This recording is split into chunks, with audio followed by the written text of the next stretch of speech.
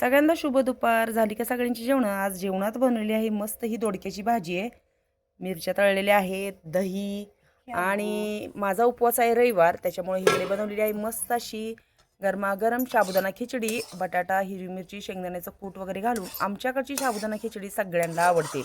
तर आज जेवणात साबुदाणा खिचडी, दोडक्याची भाजी, मिरची आणि भाकरी आणि थोड्या चपात्या बनवल्या होत्या. त्या मांजरांना, त्या पिल्लांना, कुत्र्याच्या सगळ्यांना झालं आणि सगळ्यांची जेवणं झाले, त्याच्यामुळे पण चपात्या संपल्यात. आता गहू मी वाळत टाकलेत, गव्हाचं दळण करायचंय, बरीचशीच कामं आहेत.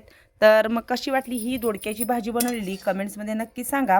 तर ही कशी बनवली आहे, काय केलं, कांदा वगैरे घालून बनवलेली दोडक्याची भाजी आहे. शेंगदाण्याचं कूट, कोथिंबीर घातली, अशी मस्त येसराची बनवलेली दोडक्याची भाजी आणि ही साबुदाणा खिचडी. तर या सगळ्यांनी मग छान असं रानातलं मस्त जेवण करायला. आणि असं खूप ऊन झालंय. गणेश गेलेला आहे लग्नासाठी.